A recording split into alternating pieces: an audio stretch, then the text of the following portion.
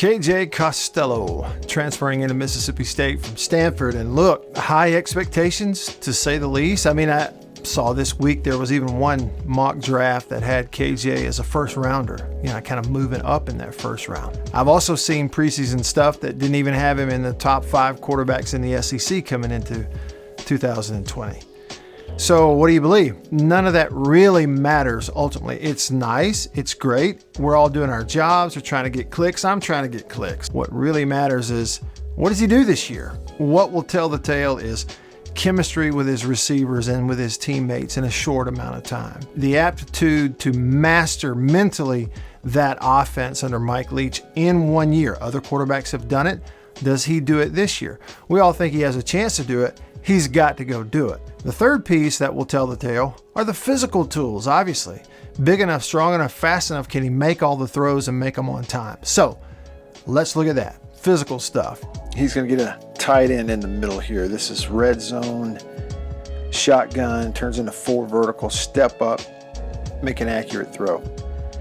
Now, it's interesting. Ball is on the 17-yard line, but it's 3 by 1 receivers for him here, but he's getting 4 verticals. This tight end's getting over to this hash, and everybody's vertical, kind of spreading the field. He's just going to read that top level and safety in the middle in this case.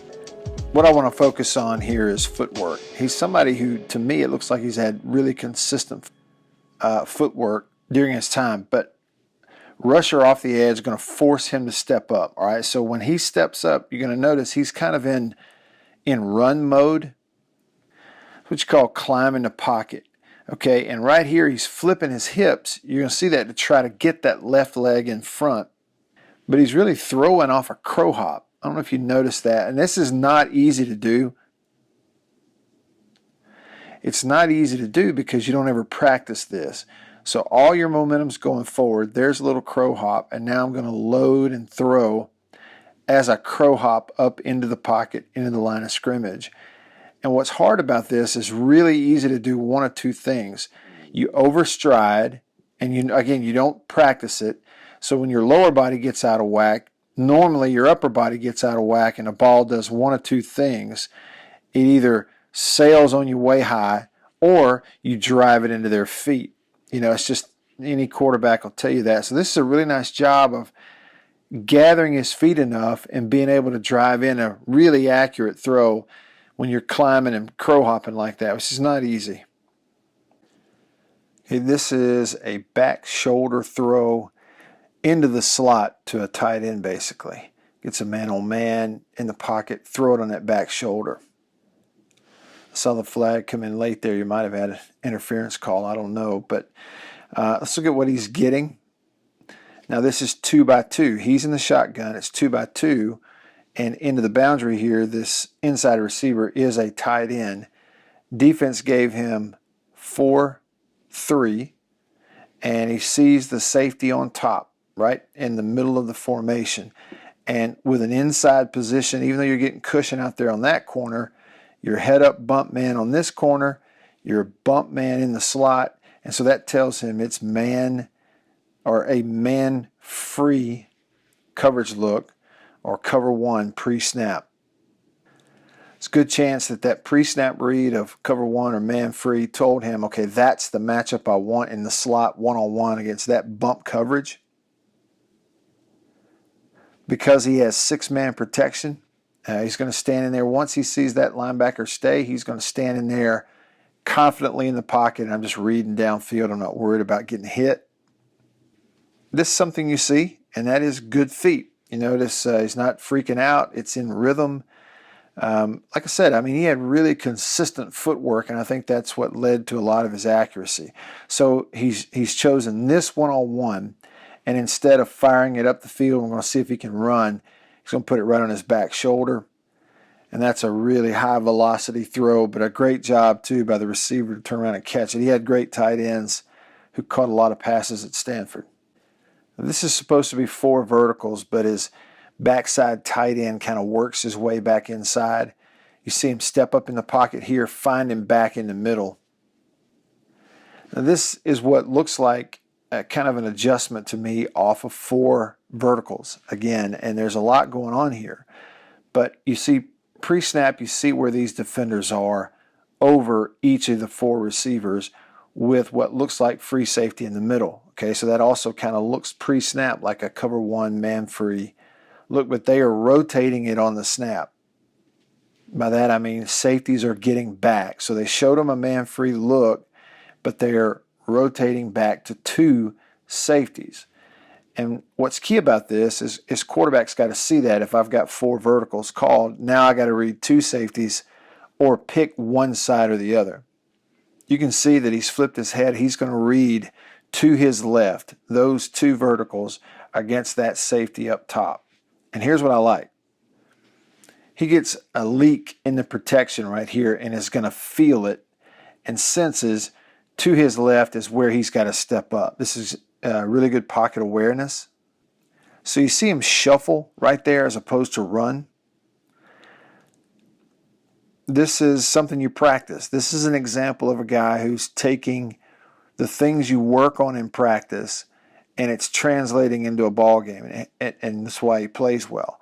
So right here, instead of flipping those hips and sprinting out of there to his left and trying to make yards with his legs, he's buying time shuffling in the pocket, keeping his feet square under, each foot under each shoulder, so that even with pressure, he can now put that foot in the ground when it's time to deliver right here, and still his feet are square. He's driving that knee right at his target here in the middle of the field. And the other part of that is it allows him to continue to read the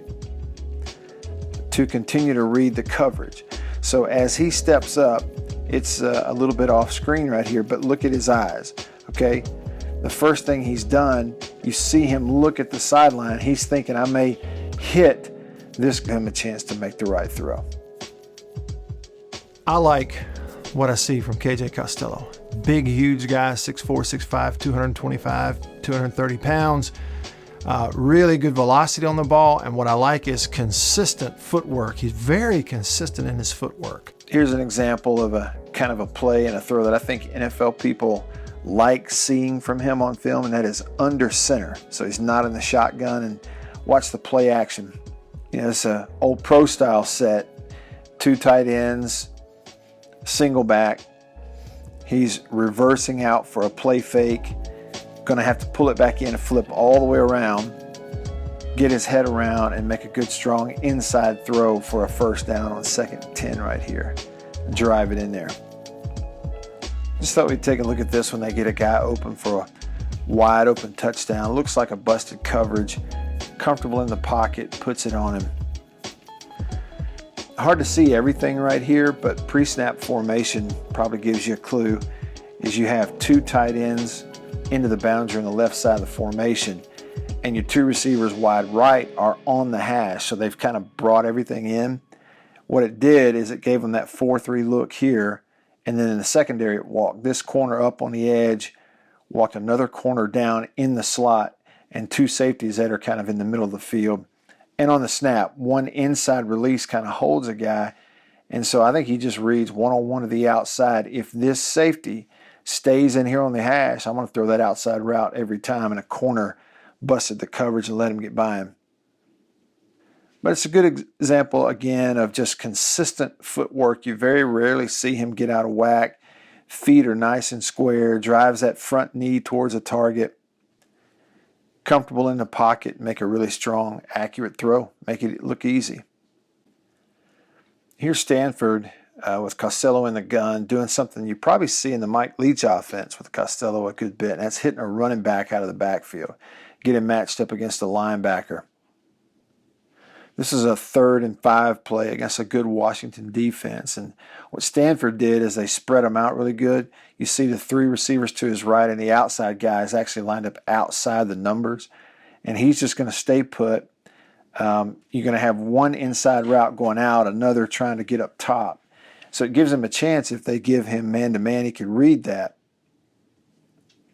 But I think it's really smart football, because what he reads is 2 linebackers stay middle to the right. It means he knows I'm only getting a 3-man rush, and I've got one-on-one with a running back right here. That's a matchup you want to take every time if your running back can catch the football. I compare him a little bit to Drew Lock. And just finding someone to compare him to in terms of mechanically. They are the same size. They have similar arm slot when they throw the football. You can see that. So Drew Lock on the left and Costello on the right. They're the same size, both 6'4", 6'4 and a half, 230. And arm slots and posture and footwork, pretty similar. There's some differences, but they're pretty similar. It's just looking for a nice comparison. These are two little bit different throws, but a lot of similarities there in their footwork, pretty consistent. It's why these guys are accurate. That left knee's always in the right position. Eyes on a target, getting that ball up around the ear.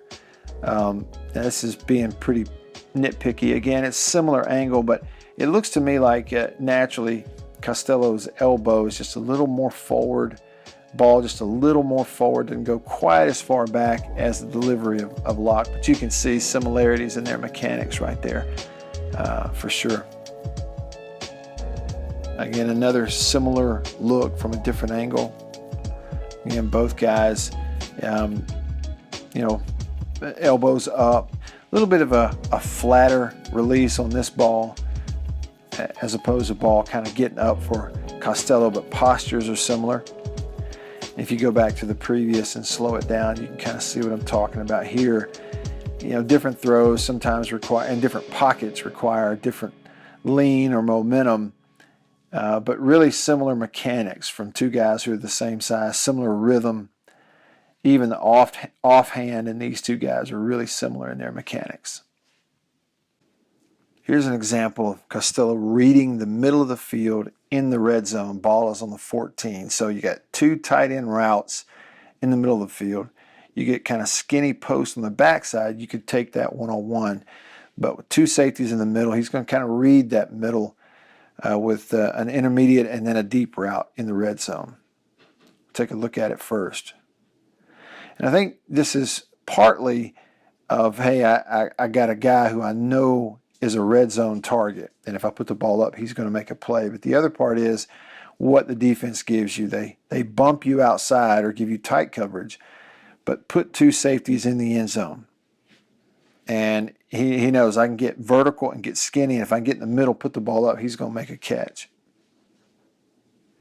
Because everybody drops, if he wants to take that underneath and get a first down, he's got a good chance. With that linebacker in the middle of the field, he's just waiting to get his tight end clear behind between the two safeties and where he can throw that ball off the shoulder of the linebacker without it getting picked and give him a chance for a touchdown. It is going to be a tight window. It always was going to be. But he's got a playmaker, knows it, and confident in his arm strength and velocity to drive it in there before DB can make a play. Now, you also had an option up there on the skinny because the safety kind of stayed in the middle. But this is pre-snap read all the way. It tells me I'm trying this tight end, and it works out. Eyes are to his right when he catches the snap. Probably, dual purpose. He's probably reading that safety there, or at least trying to hold people, a linebacker and a safety here, knowing I'm going to come back here and read this side. Using his eyes, it's really good football. Now he's flipped his head, reading the other safety, looking through that linebacker to his tight end. So there's the drop in linebacker we talked about. Timing's got to be right so I can get it behind him. He can't pick it, but it's got to be before the safety gets over there. And tight window. 4 receivers. It's 4 verticals. Chooses a big target in the slot, drives in a back shoulder. Again, pre-snap, look, gun, they give him a pre-snap look of man-to-man underneath with 1 on top, so a cover 1 or man-free. That's exactly what he gets. On the snap, it's 5-on-5 rush. 1 linebacker waiting to see if the back's going to release. He's got him in man-to-man. Everybody else locked up in man-to-man, safety staying deep in the middle. And he chooses a one-on-one matchup. And so in this case, this is the target on the slide. He's got outside leverage. But it's a big guy, so he's not running by him right here. It's a long throw. He's loading up early. Timing is really good. He does not wait. lets it go, and then it's accurate on the outside of the receiver and early so you can get there before the DB can get his head turned. It's a really nice play by the receiver to find the football. You watch him here. I always like the field level shots because it gives you an idea of the clutter that quarterbacks have to see through. And ball placement really important here. Being on the same page, knowing DB is going to be inside. I keep it away from him, give my guy a chance, and big time catch right there.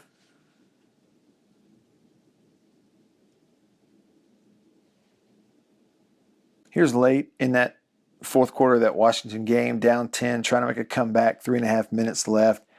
Choose a one-on-one. It's a heck of a throw right here. We're going to take a look at it. So what's going on? Again, 3.5 minutes. They got to have a touchdown quick because you need 2 scores. It's a 10-point game against a good football team. And it's 4 wides, 2 by 2, and they give him man-to-man look. Only 3 linemen with their hands down, only 3 linebackers in the game, and 3 safeties. 1 walked up here and 2 that are deep. So what he's got to do is he knows pre-snap, I'm running verticals. I've got to pick the right side of the field to go to. Ball's on the right hash. Which side of the field do I want to go to? And it could just be, again, knowing your personnel. He's reading down here into the boundary. But what's he looking at? Once he gets the snap and he sees 2 safeties drop, that's where they are, I got to read off one of those. So if he's into the boundary, I'm going vertical here, vertical here. If that safety kind of hangs in the hash a little bit, then I'll take the outside. If he flies out of there to help over the top on the outside receiver, then I'm coming back inside to work him back over here. And the safety hangs there. Now the key to the play again is a squeezing pocket on a 3-man rush. He's going to step up and climb that pocket. So again, it's getting my feet in order. I'm not throwing off my back foot. I still have to get everything kind of going where I can be accurate. But he can't set his feet. He's not stopping right here and flipping to throws, with dead feet. He's still moving forward and kind of moves into a couple of bodies. And to me, this is really impressive to still be accurate right here. As you're climbing, you don't want to take a sack on 3rd and 9. You got to get it out.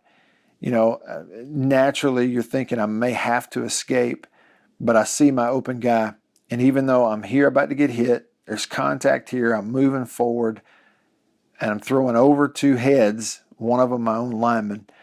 He's still able to make a really strong, accurate throw. This is a heck of a throw right here, considering everything. When you see it at a different angle, I can see that he's reading that safety right there. Is he going to hang on the hash? And with everything that we talked about with him moving forward and into someone potentially going to run, he's still reading the safety. You see right here, watch his eyes. I showed you. He's looking, he steps up. As soon as he does and he sees that play side safety start to now run with his tight end, who's been a big-time target in the slot, they know he wants to get it to him. Even though he's stepping up in the pocket, he's now going to still read that safety and flip and throw outside. Safety in here. I'm going outside. I mean, that's a heck of a throw right there, considering everything. And that's a lot like that play we saw earlier. Tight ends working into vertical, steps in there, flips, and able to still be accurate. And it's just, that's a really good sign that there's some natural ability. Here's a nice example against USC. Takes the linebacker in the slot. Throwing to the tight end over the linebacker in the slot. But let's watch his footwork right here. Throwing on time. Catch the snap. 1, 2, 3. Step up and throw. Don't hold it. Maybe a little overextended right there with his feet, but still it's an accurate throw. Here they are, goal line. He's under center. Knows he has man-to-man out here on the numbers. And here's what I like. I mean, safety coming from the next level to his right, and his extra protection is to his left. Both tight ends that way. They're not sliding it. The back is checking left if somebody's coming off the edge. So he pretty much knows even if I get it out on time, I'm going to get hit right here. Stands in there, delivers an accurate throw. This can be another example of finding a tight end, but in this case, it's 3rd and 23 across the 50. And you look at what Stanford did is, they put a tight end on the line of scrimmage and an I backfield. You don't normally see that formation in college football on 3rd and 23. But it's a pretty confident deal here that I'm going to look up this tight end who's our best pass catcher, and I'm going to find a way to drill it into him on 3rd and 23. Clear a linebacker, and that takes a lot of velocity to put it off one shoulder and have enough juice on the ball where the linebacker can't make a play, but it can also get in there before the safety comes over. So here's what I'm talking about. Linebacker just widened a little bit, so you got this space, and so there's your throwing lane. I'm going to drive it in there. But if I don't have velocity on it, you always got a chance he's going to make a play. That's just a really strong throw. That's getting the ball into this window before any defender can get in there and get a hand on it.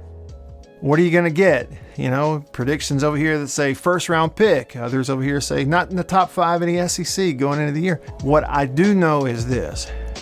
In the past, the Mike Leach offense has been easy for quarterbacks to pick up and master in 1 year.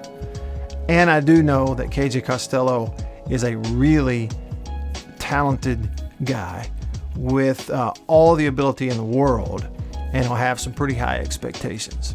Hope you enjoyed that. If you did, hit me up on Twitter and Instagram. I'm Radio Wyatt.